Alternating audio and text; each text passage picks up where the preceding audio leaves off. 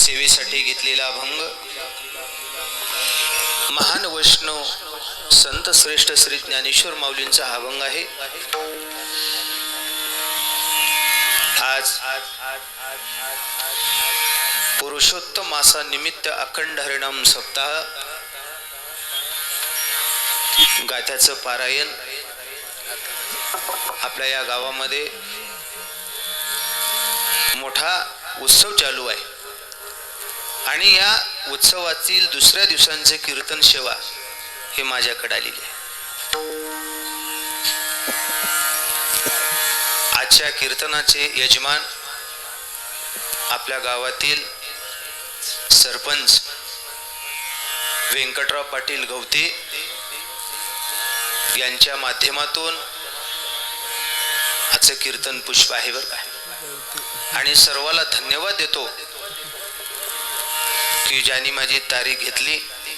आमचे ज्ञानेश्वर महाराज, हरिभक्त परायण अशोक महाराज, हरिभक्त परायण विद्याधर पाटील व सर्व आमचे मृदंग क्षेत्रातले सुंदर असं मृदंग वाजवणारे पांडुरंग महाराज परभणीकर, सुंदर असं त्यांनी आपल्याला मृदंगाची साथ देतात व सर्व गावकऱ्यांच्या सहकार्याने हा सुरू असलेला सोहळा आणि त्यातल्या त्यात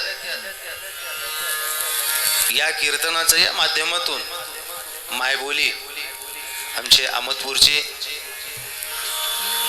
आपल्या सेवेमध्ये ते हजर आहेतच, म्हणून सर्वाला धन्यवाद देतो। आहे त्या वेळेमध्ये अभंगातला थोडासा आपणाला चिंतन करायचे आहे आणि थोडस चिंतनाचा आपणाला प्रारंभ करायचा आहे। विठ्ठल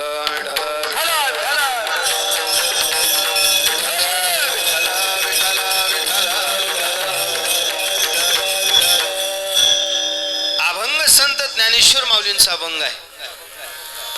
भक्तिशास्त्रांच्या दृष्टीने या अभंगाला फार मोल सांगितलेला आहे। माऊलीचे अभंग विविध प्रकारचे अभंग आहेत आणि विविध अभंगामध्ये विविध विषय रेखाटलेले आहेत, पण त्यातला हा आगळा वेगळा अभंग आहे। तसं माऊलीचा मूळचा पिंड कोणता असेल तर ज्ञानाचा पिंड आहे, तरी तो भक्तीमध्ये इतकी रंगली। माऊलींचं काव्य हे साधं काव्य नाही, माऊलींचं ज्ञान केवढं साधं सोपं नाही। माऊलीचं ज्ञान तुमच्या आमच्या बुद्धीला तोलण्यासाठी त्या माऊलीचीच कृपा व्हावी लागेल। माऊलीचे अक्षर म्हणजे केवळ साधे अक्षर नाही, माऊलींचं तत्वज्ञान ह्या जगाच्या इतिहासामध्ये फक्त असा एकच उद्गात आहे। ज्ञानाचे दोन असे उद्गाते होऊन गेले।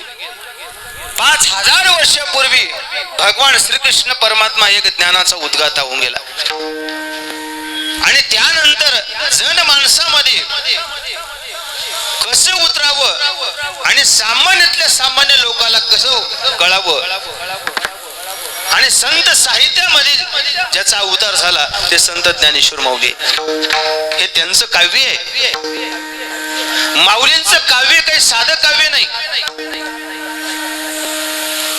या माऊलीच्या काव्यामध्ये एका ठिकाणी सांगतात ना, 56 भाषेचा केलासे गौरव। एक भाषा नाही तर ज्ञानेश्वरीमध्ये 56 भाषेतून तो गौरव केलेला आहे। तुम्हाला किती भाषा माहिती आहेत? किती भाषा? मराठी भाषा, इंग्रजी भाषा, हिंदी भाषा, तेलुगू, कन्नड एवढे भाषा, परंतु 56 भाषा हे ज्ञानेश्वरीमध्ये आहेत, हे कोणाला ज्ञात नाहीत अजून। ज्याला ज्या भाषेमध्ये ज्ञानेश्वरीचं ज्ञान घ्यायचं आहे त्या भाषेमध्ये त्याला उपलब्ध आहे। आपण फार वेडी माणसं आहोत। ज्ञानेश्वरीचं तत्वज्ञान जे आहे आपल्यापर्यंत तो आले, पण आपण त्याचं ग्रहण केलं नाही। विचारा बाकींच्या लोकांना, बाहेरच्या लोकांना विचारा ज्ञानेश्वरी म्हणजे काय आणि ज्ञानेश्वरीचे काय तत्वज्ञान आहे, त्यांनी स्वीकारलं, आपण नाही स्वीकारलं। जगाच्या पाठीवर ज्ञानेश्वरी सारखा ग्रंथ नाही. एका ठिकाणी सांगतात ना 56 भाषा तिथं आहेत. किती भाषा माहिती आहे तुम्हाला? मला जास्ती नाही. ते त्यांचं काव्य आहे. त्या काव्यामध्ये रसिकता आहे. वाची बर्व कवित्व, कवित्वी बरवे रसिकत्व, रसिकत्वी परतत्व स्पर्श जैनसा. अहो काव्य कोणी करू शकतो. तुमचं आमचं जे काव्य आहे ना, एक साधारण काव्य आपलं टिकत नाही. आजचं पेपर एका तासाला पण ठेवत नाही. हे आपलं काव्य आहे. आपण केलेले काव्य टिकत नसतात. त्या काव्याला वीट येत असतो. पण 700 वर्ष पूर्ण झाली तरी माऊलीचं काव्य आणखी जिवंत आहे. वाढतो दिवस दिवस पण कमी नाही होत. कारण का त्यांच्या काव्यामध्ये रसिकता आहे. तुमच्या बाकीच्या काव्यामध्ये रसिकता नाही. कादंबरी वेगळ्या. काही लोकांनी कादंबरी लिहिल्या पण त्याचा काही उपयोग नाही. म्हणजे त्याच्यामध्ये रसिकता नाही. पण ह्या काव्यामध्ये रसिकता आहे. रसिकता म्हणजे रस बरीच आहे. रस किती प्रकारचा आहे? शांताच्या घरा अद्भुत आला से पाहुणेरा. रसाचे 9 प्रकार सांगितले. 9 रस भरवी सागरो करवी उचित रत्नाचा गरो. किती रस माहिती आहेत? या 9 रसापैकी शेवटचा रस सांगितलं ते शांत रस आहे. आणि ते शांत रस आणखी कोणाला ते मिळालेलं नाही. बाकीचे रस तुम्हाला माहिती. व्यवहारातल्या रसाचं मी नाही सांगत. की ज्या रसानं माणूस तृप्त होत नाही आणि ज्या रसानं माणसाची तृप्तता होती ते रस म्हणजे तिथं आहे. अशी जी रसिकता आहे. आणि त्या काव्यामध्ये परतत्वांचा स्पर्श असल्यामुळं माऊलींचं काव्य ते श्रेष्ठ मानलं गेलेलं आहे. श्रेष्ठ आहे. आणि ते काव्य साध्या साध्या माणसाला नाही तर मोठ्या मोठ्या माणसाला सुद्धा वेड लावलेलं आहे. मोठ्या मोठ्या माणसाला. दुसरी ओवी सांगतो माऊलींची. माऊली म्हणतात माझं काव्य मोठ्या मोठ्याला वेड लावलेलं आहे. असं माझं काव्य आहे. खेचराच्याही म्हणा आणि न सात्विकांचा पाना श्रवणासवे सुमना समाधी जोडी. काय माऊलींची ओवी आहे. ज्ञानेश्वरी जर अर्थदृष्टीनं पाहिलं ना तर ज्ञानेश्वरीचा भाव कळतो. ज्ञानेश्वरी आपण पारायण करतो, ज्ञानेश्वरी पाठ करतोय, पण ज्ञानेश्वरी मध्ये आतमध्ये जे आहे ते आणखी आपल्याला जिभेला आणखी लागलं नाही. आणि ज्याला खरंच ज्ञानेश्वरीची चवी लागली आहे त्या माणसाची अवस्था बघा तुम्ही. कारण का लोकशानता आणि पब्लिक उपेनरता त्यांच्या जीवनामध्ये नसते. तो ज्ञानेश्वरीचं ग्रहण करणारा तो महात्मा तो आपापल्या आनंदामध्ये जीवन जगतोय. त्याचा स्वाद आणि तुम्हाला मिळालेला नाहीच. स्वाद नाही मिळाला. आणि ज्या दिवशी तुम्हाला स्वाद मिळेल, ज्या दिवशी तुमच्या अंतःकरणापर्यंत अक्षर जातील ना त्या दिवशी तुमच्या जीवनामध्ये बदल होईल. लोक म्हणतात की संप्रदायामध्ये बदल का होत नाही माणसाचा. बदल होण्यासाठी किती वर्ष घालावी लागतात त्याच्यावर अवलंबून नाही. बदल होण्यासाठी दिवस लागत नाही, बदल होण्यासाठी वर्ष लागत नाही. तर बदल होण्यासाठी जीवनात तसा एक क्षण मिळावा. आणि ज्यांच्या जीवनामध्ये तो क्षण मिळालेला असेल त्याचं जीवन आपाप सुगंधी बनलेलं आहे. आपण नाही तिथपर्यंत पोहोचत. आणि पोहोचत नाही म्हणून तो आनंद मिळत नाही. आनंद बाहेर शोधायचंच नाही, आनंद जवळच आहे. जसं पाण्याच्या वर शेवाळ आहे, शेवाळ बाजूला केले की तो पाणी आहेच. तसा अंतःकरणातला जो आनंद जो आहे ते आनंद बाहेर नाही मिळत, ते आनंद आत तयार करावा लागतो. आणि ज्याने ज्याने हे आनंद निर्माण केले त्याच्या जीवनामध्ये कधीच दुःख नाही. आहे दुःख? कारण का तो आनंद आपण नाही मिळवलं. साधू संतांना विचारा तुम्ही, त्यांच्या चेहऱ्यावर कधीही आतापर्यंत दुःखाची दुःखाचे लेश नाही दिसले. जीवनामध्ये प्रतिकूल अवस्था आहे, जीवनामध्ये खायला मिळत नव्हतं, त्यांना पाणी मिळत नव्हतं, लोकांनी बहिष्कृत केलं, लोकांनी समाजातून बाजूला फेकलं, तरी त्याच्या चेहऱ्यावरला आनंद कमी झाला का? झाला का आनंद कमी? अहो आपला आनंद क्षणोक्षणाला बदलत जातो. खरोखर ज्याच्या जीवनामध्ये भगवंताच्या हातून प्रसाद मिळाला त्याचं तुम्ही जीवन बघा. तुम्ही प्रसाद तर आपण रोजच खातोय, तरी जीवनात काही बदल नाही होत. प्रसादे सर्व दुःखाना हानी रुषोपजायती. प्रसन्न देखे अखंड प्रसन्नता. आपले चेहरे बघा, कीर्तनात बसल्यावर सुद्धा आपल्या चेहऱ्यावर प्रसन्न वाटत नाही. आणि हे प्रसन्न चेहऱ्यावर उमटण्यासाठी अंतःकरणातला आनंद जागृत झाला पाहिजे. साधू संतांचा आनंद जागृत झाला. कशानं? कयानं जागृत झाला? तर त्याने जीवनामध्ये जे केले ते आपण नाही केलं. मग ते आनंद आपला अंतःकरणातला तो आनंद ओव्हरफ्लो व्हावा आणि आपल्या रोमातून तो बाहेर निघावा. आणि खरं जीवनातला आनंद कोणता असेल बघा. संसाराच्या संबंधांना जर विचार केला तर कशामध्येही आनंदता मिळत नाही. पण ते जो आनंद आहे, तो आनंद ज्या दिवशी तुम्हाला मिळेल त्या दिवशी जीवनातलं सगळं दुःख संपुटात येईल. ते कशानं? या ज्ञानेश्वरीच्या अक्षरानं तो आनंद मिळतो, कशाने मिळत नाही. किती जण लोक ज्ञानेश्वरी वाचतात सांगा? किती जण वाचतात ज्ञानेश्वरी? ज्ञानेश्वरीतला भाव काय आणि ज्ञानेश्वरीचं रसिकता काय हे तुम्ही आम्ही सामान्य.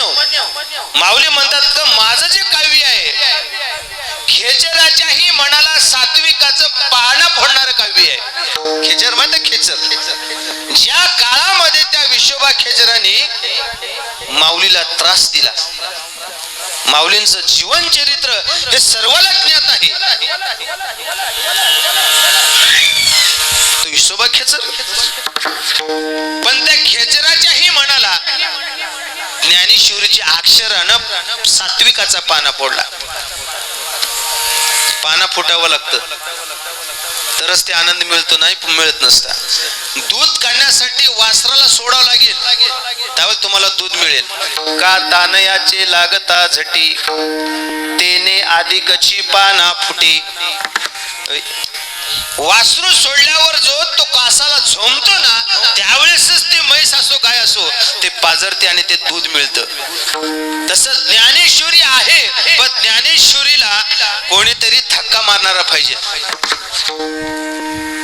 कोणीतरी ते मधलं रस काढणारा पाहिजे, तरच ते रस तुम्हाला मिळू शकेल. सात्विकाचा पाहणा फोडणारी ताकद ह्या ज्ञानेश्वरीच्या अक्षरामध्ये. एवढं नाही थांबले माऊली. श्रवण करा तुम्ही ज्ञानेश्वरी. श्रवणा सोयी समणा समाधी लागी.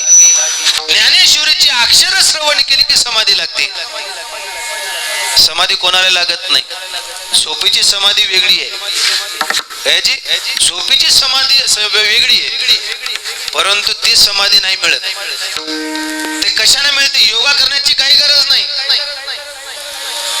योगामध्ये दुःख आहे.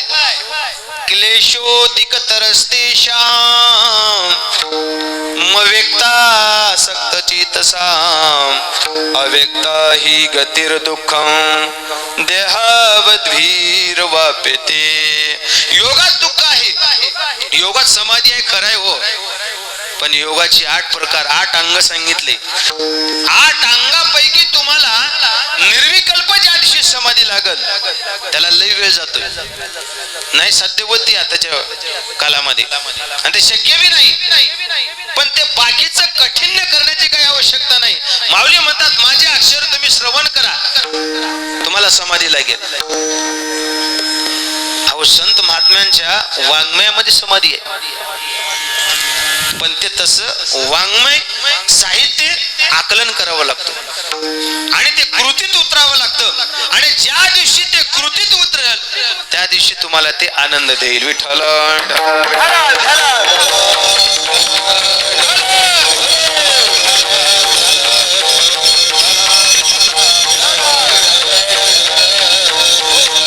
म्हणून हा माऊलीचा जो अभंग आहे फार त्याला मोल सांगितलेला आहे.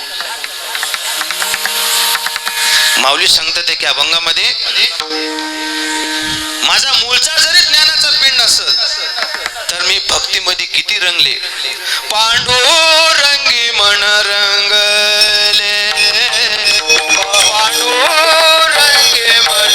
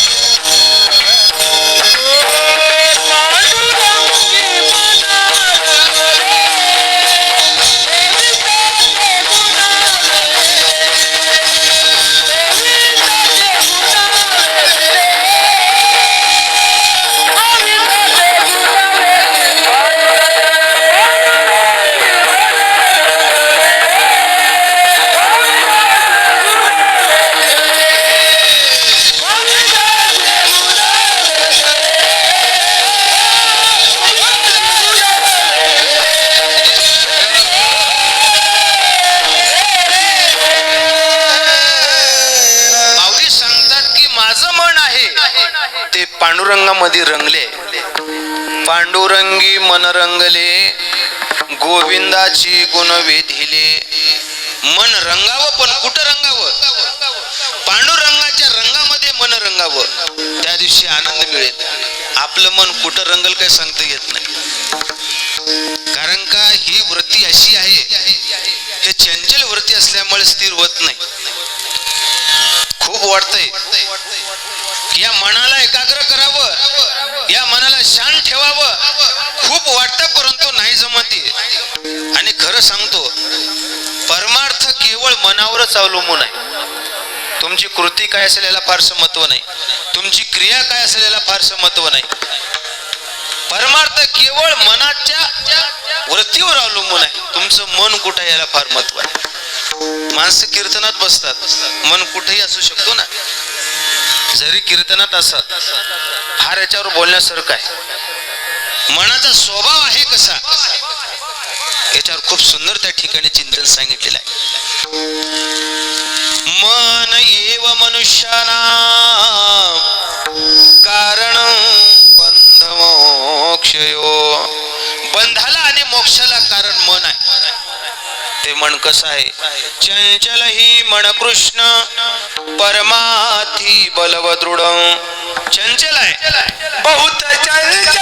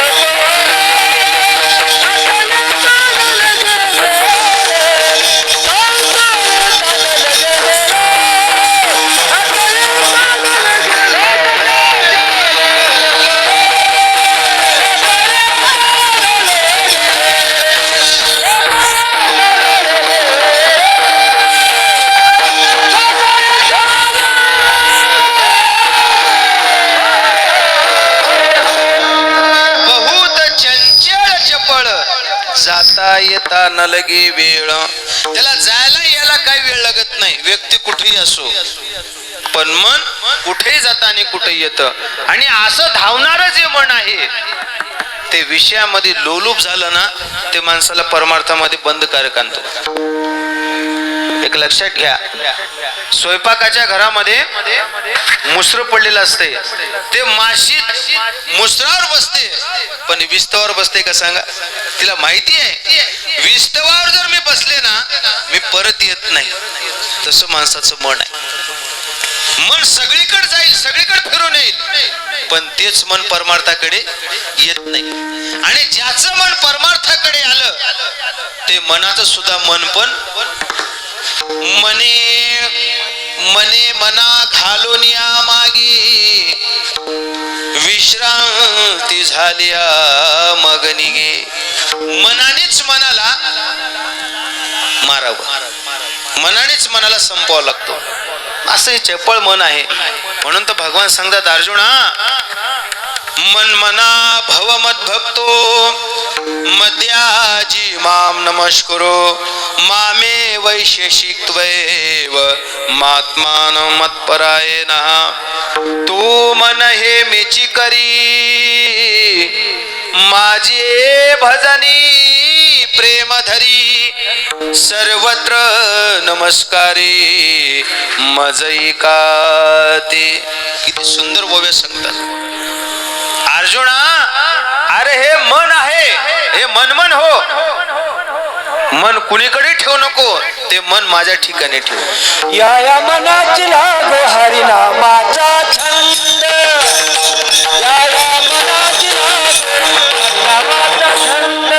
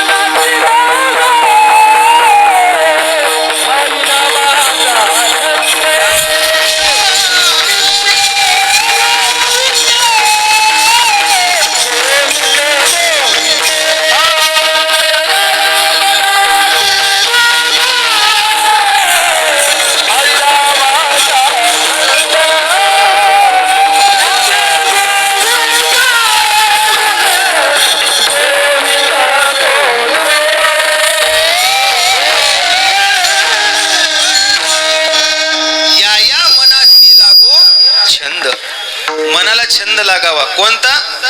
भजनाचा, कीर्तनाचा छंद लावा. तसं माऊली म्हणतात की माझं जे मन आहे ते माझं मन रंगलं. कशामध्ये? पांडुरंगी मन रंगले. मन रंगावं. माणसाचे शरीर रंगण्यापेक्षा मन रंगला.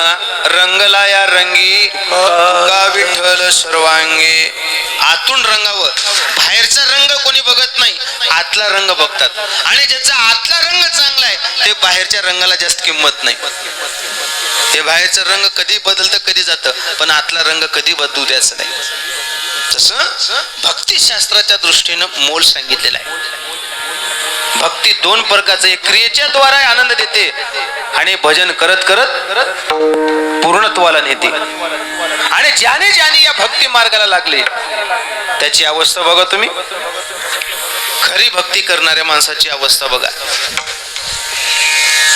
नामदेव महाराजांनी सुरुवातीला भक्ती मार्गाला लागले, चांगली श्रीमंती होती, पण भक्ती मार्गाला लागल्यापासून त्यांची श्रीमंती खाली खाली यायला लागली. सुंबाचा करदोडा रक्ताची लंगोटे,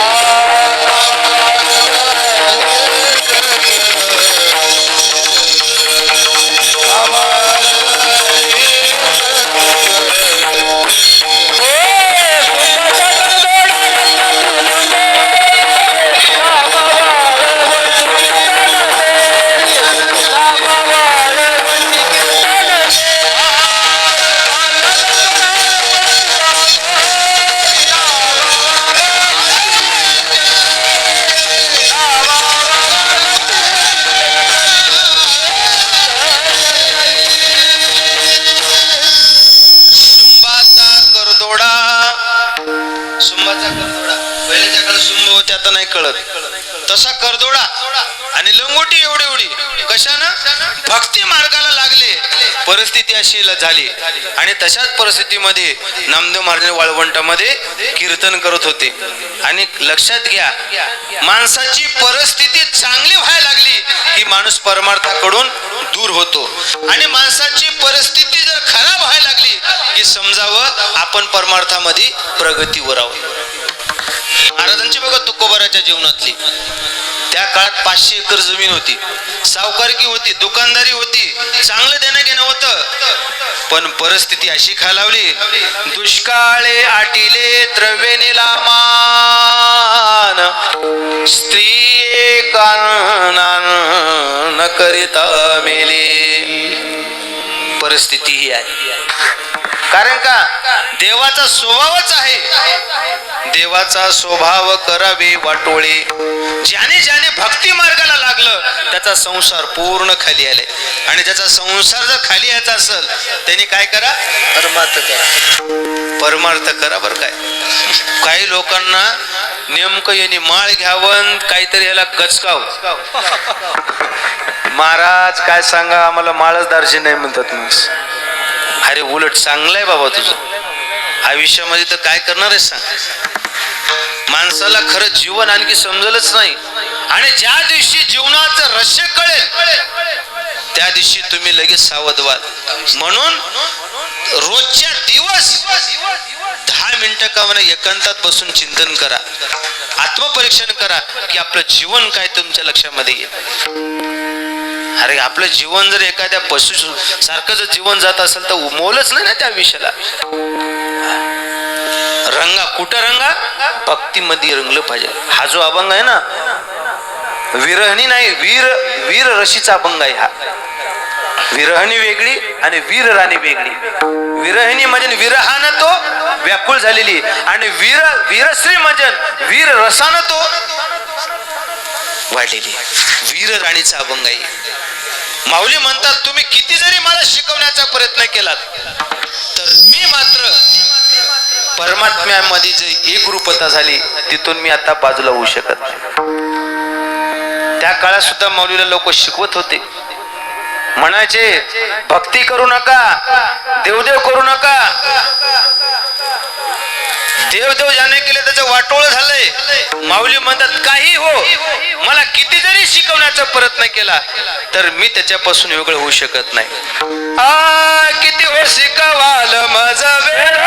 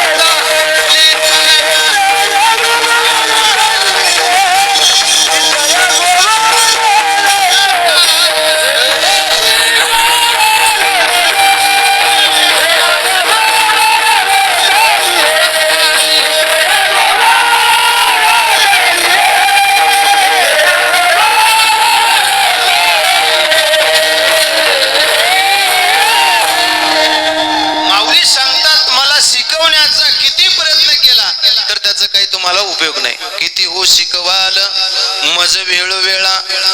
माणूस वेळोवेळेला का सांगतो? वेळोवेळेला सांगतात ना, बरं नाही बाबा, व्यसन करणं बरं नाही, तोला मोलाचं आयुष्य गमावू नको, घेऊ नको. तो म्हणतो की महाराज मला घेतल्याशी जमतच नाही. मी एकाला विचारलं बरं, काय विनोदानं विचारलं की तुम्ही घेतल्यानंतर स्वर्गात जाता, पण घेताना कसं वाटतं तुम्हाला? ते म्हणे महाराज घेताना सर्रास आवाज येतो. बरं नाही. लोक शिकवतात ना, शिकू लागल्यात. माऊलीला शिकवणारे होते. माऊली म्हणतात मला शिकू नका, मी त्याच्यातला फार मोठा आहे. किती शिकवाल मज वेळोवेळा. शिकूच नका का? मी ते गोवळा रतलिया. गोवळा म्हणजे मी परमात्म्याशी ते रत झालेली आहे. रत म्हणजे त्या एक रूपात आहे. मी त्याच्याशी रत झाले आणि मला शिकवण्याचा प्रयत्न करू नका. कारण का भक्तीमध्ये ज्या दिवशी तुम्ही भगवंताच्या रूपामध्ये एकरूपता व्हाल, त्या दिवशी तुम्ही स्वतःला सुद्धा विसरून जाल. माऊली म्हणतात ना, मी स्वतःला त्याच्यामध्ये रंगले आणि त्याच्यामध्ये मी विसरलो, आणि विसरल्यामुळं आता मला कयाचा संबंध नाही. मी कोण आहे हे सुद्धा मला भान नाही. याती कुळ माझे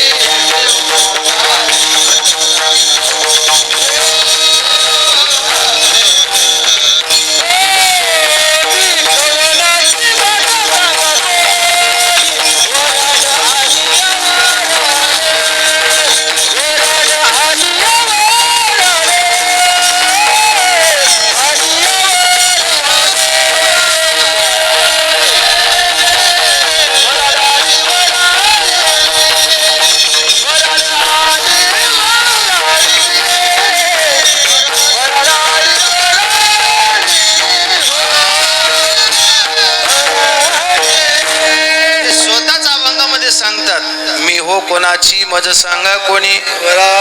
वराड आली हा. वराड नोहे स्वप्न गे माय, बाप रखुमा देवी वराची वेगी धरा पाय. आत्यंतिक आभावातले अभंग आहे ते. आभाव रूप ते म्हणतात ना, मी कोणाची मज सांगा कोणी. तुम्हाला विचारलं तुम्ही कोणाचे, तुम्ही सांगता आपलं सगळं सांगता. माझं नाव असं, माझ्या बापाचं नाव तसं, माझं नाव असं, मी या कुळातला त्या कुळातला. तुम्हा आम्हाला कुळ आहे, पण साधू संतांच्या ठिकाणी कुळ नाही. तुम्ही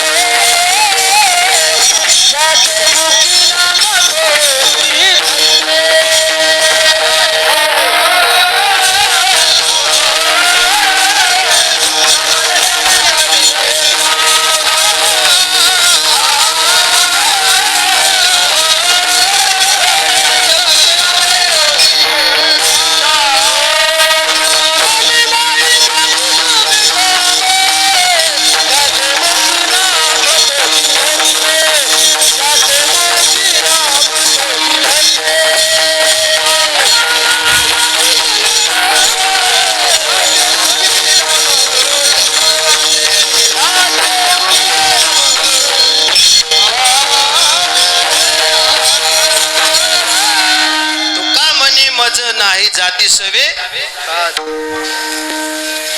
विचारलं तर आपण सगळे कशात गुंतलेले आहेत, त्या कट्ट्यातच गुंतले. थोडं अध्यात्माचं चिंतनानं सांगतो बरं काय. हे माणसामध्ये जे भ्रम झालेला आहे, मी या समाजाचा त्या समाजाचा, शास्त्र वाचवा लक्षात येईल. नाहं देहो नमे देहो नाहं जीवो हि चितः आहो निरंजन शांतो बोधोहं प्रकृते पराः. तिथे गेल्यानंतर ना सर्वस्वाचा विसर पडतो. पण कुठं असं शिक्का मारून आले का ह्या जातीचा समाजाचा आहे म्हणून. फक्त एकच आहे जगामध्ये, स्त्री आणि पुरुष हे दोन जाती आहेत, है ना, स्त्री आणि पुरुष. मग मधला भेद कुठून आला? मग हे मधला जो भेद आहे ते माणसाला उपाधीमध्ये गुंतवतं आणि ते माणसाला दुःख देत असतो. मग साधू संताला या गोष्टीचा विचार नव्हता. कारण काय, हे जर आपण संत वाङ्मयामध्ये जर जीवन जगत असाल तर संप्रदायामध्ये सुद्धा हे नसलं पाहिजे. नकोच आहे ते. बाकीचे गोष्टी वेगळे, पण संप्रदायामध्ये नाही. तसं असेल तर आपण संतांचे पाईक नाहीच ना. माऊली होते उच्च वर्णाचे, नाथ महाराज होते उच्च वर्णाचे, पण त्याचं जीवन बघा तुम्ही. यातायाती धर्म नाही विष्णुदासा, निर्णय तो आहेसा.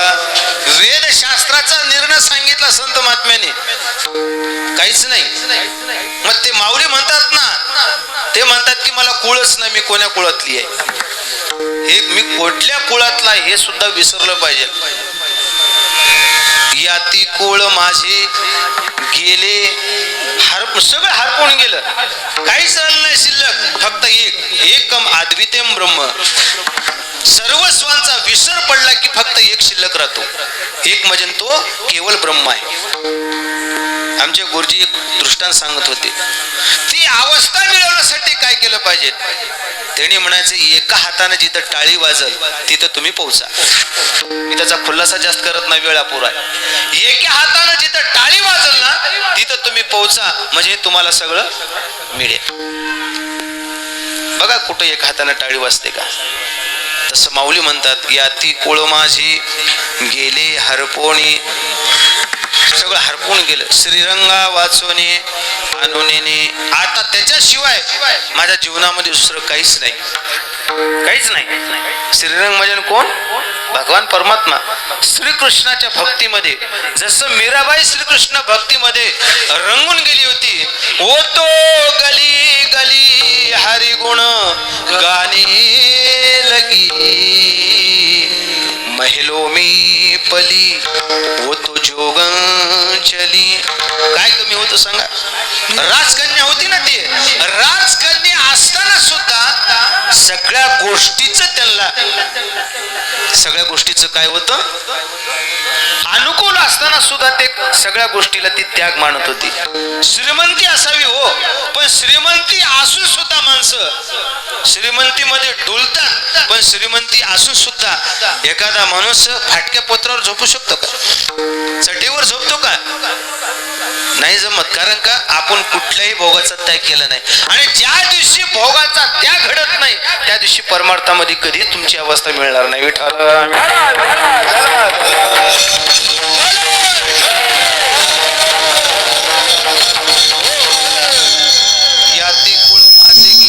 कोणी श्रीरंगा वाचोनी आणू नये, त्याच्याशिवाय कोणी नाही. किती शिकवाल मज वेळ वेळा मी ते गोवळा रतलीये. आता मी परमात्म्याशी रथ झाल्यामुळं मला तुम्ही शिकवण्याचा प्रयत्न करू नका. माऊली सांगतात ना, माऊलीला भक्तीपासून वेगळं करण्यासाठी माऊलीच्या पुढे 8 प्रकारचे भोग आणून ठेवले. म्हणा ते सांग. अष्टभोग भोगाने मागे नाहीसा.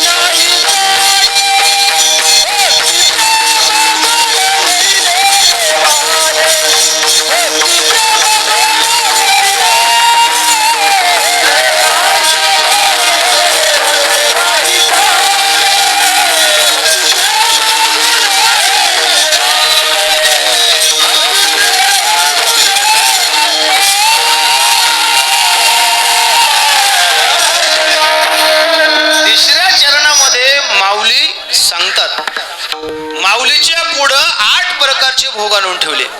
जास्त विस्तार करत नाही वेळेचा अभाव ठेवून एक श्लोक सांगतो. 8 भोग कोणते आहेत? सुगंधम वनिता गीतं वस्त्रं तांबूल भोजनं शय्याच सुमनं चैव भोगा अष्टकमुदारुतं. 8 प्रकारचे भोग आहेत. 8 प्रकारचे भोग. आणि हे भोग माऊलीच्या समोर आणून ठेवलं.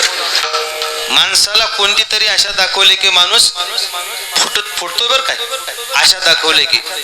तसं भक्तीपासून वेगळं व्हा म्हणून 8 प्रकारचे भोग दिलं. नाव सांगतो. सुगंधम वनिता.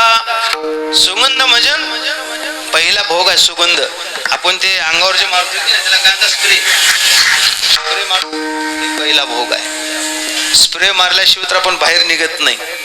हा पहिला भोग सांगितला सुगंधम वनिता. दुसरा भोग सांगितला स्त्री आहे, स्त्री भोग. पण ते सुद्धा माणसाच्या जीवनात घातक आहे. सांगतो एक 2-3 उदाहरण सांगतो. नेमकं काय त्यामध्ये. माणूस कधी लोलूप होतो. स्त्री एक अशी वस्तू आहे.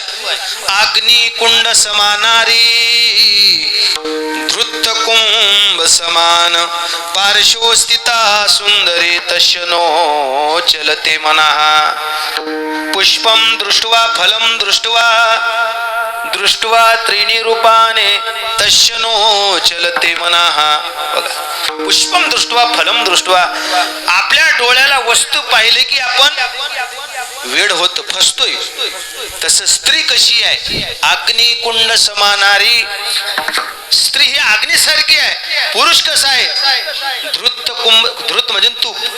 तुपाचा आणि अग्नीचा संबंध आला की काय होतं? तूप किती बी हे असू द्या, घट ते विघरून जातो. तसं अग्नी कुंड समानारी दुसरा भोग आहे. सुगंधम वनिता, त्याच्यामध्ये विजय मिळवणारा लय पैलवान पाहिजे. म्हणून तर प्रभू रामचंद्र सांगतात, हे लक्ष्मणा महाप्रज्ञा सुमित्रा यास्य नंदना इक्ष्वा कुलोत्पन्ना ब्रह्मचारी नमो नमः. बस कोणाचं नाही वर्णन, ते खऱ्या ब्रह्मचारी ते होते. कोण? लक्ष्मण ब्रह्मचारी. लग्न करून सुद्धा माणसाला ब्रह्मचारीत्व राहता येतं. ते गादीवर बसलेल्याच नाही सांगत मी, ते ब्रह्मचारी कसं निषेध मला माहिती नाही, ते मला वेळ बी नाही सांगायचं तेवढा वेळ. तसं सुगंधम वनिता वस्त्रम. तिसरा प्रकारचा भोग सांगितलं कपडे. कपड्यात सुद्धा माणसं रंगली जास्त, कपड्यात सुद्धा जास्त रंगले. कपड्याला इस्त्री असेल तरच माणूस स्ट्रेट चालतो, इस्त्री नसेल तर नाही जमत, जाणारच नाही कीर्तनाला, तो मंदिरातच जाणार नाही. तिसऱ्या प्रकारचा भोग सुगंधम वनिता वस्त्रम गीतम. गीत म्हणजे गायन, हे चौथा प्रकारचा भोग आहे. गायन सुद्धा आनंद आहे बरं काय. महाराजा पूर्वीच्या काळामध्ये गायन करत असताना जे जे राग म्हणेल ते दीप राग म्हणला की तो दिवा लागत होता. आता अंधार पडतोय काय, तसं होतं. गीतम तांबूल भोजनम. तांबूल भोजनम म्हणजे पाचवं कारण सांगितले त्याचं भोजन, तो सुद्धा भोग आहे. आणि जेवण झाल्यानंतर तांबूल म्हणजे काय माणसं खातात की तंबाखू खा, बिडी वड, सिगारेट वड, गुटखा खा, काही तर माणसं खात राहतात, ते सुद्धा भोग आहे. शय्याच सुमनम जैव. शय्या सहावा प्रकार सांगितलाय की माणसाला जमिनीवर झोप येत नाही. त्याला काय पाहिजे? स्पेनची गादी, त्याच्यावर झोप येत नाही. मग काय? त्याच्यावर फुलं टाकावं लागतात, तरी नाही झोप येत माणसाला. का झोप येत नसत? समाधानीच नाही ना. अरे ज्या माणसाला समाधानी नाही त्याला झोपच लागत नाही. अरे एखादा असा माणूस असतो ढेकळा झोपला तरी त्याला झोप लागते निवांत, कारण का ते समाधान माणूस आहे. निगमाचारे वाक्येषु भक्ती श्रद्धेती विश्रुता चित्त एकाग्रम तु सल्लक्षे समाधान मेती श्रुतम. आपण असमाधानी किती मिळाल तरी कमीच पडते. कबीर महाराजचा दोहा सांगतो, 10 20 50 50 हजार तु लाख मागे कोटी अरब खरब असंख्य धरापती होने की जहाज लगी स्वर्ग पताल का राज करो तरी तृष्णा ते आग लगी. 10 20 50 50 हजार तु लाख मागे. पूर्वीच्या काळामध्ये 10-20 रुपये मिळायचे, माणसाला समाधान वाटत होतं. 1000 रुपये मिळाले समाधान नाही. 5000 रुपये मिळाले तासाला तरी समाधानी आहे का? लाख रुपये मिळाले माणसाला समाधानी आहे का? कोटी अरब खरब, कोटी रुपये, कोटी. तिकडं त्या अहमदपूर परिसरामध्ये काही ते रोड मध्ये जागे गेले, कोटी 2-2 कोटी रुपये. महाराज माळेगावला 2 अटॅक येऊन गेली. पैशालाच बघितले नाहीत ना कधी. पैसा बघितले आलं म्हणले की संपलंच.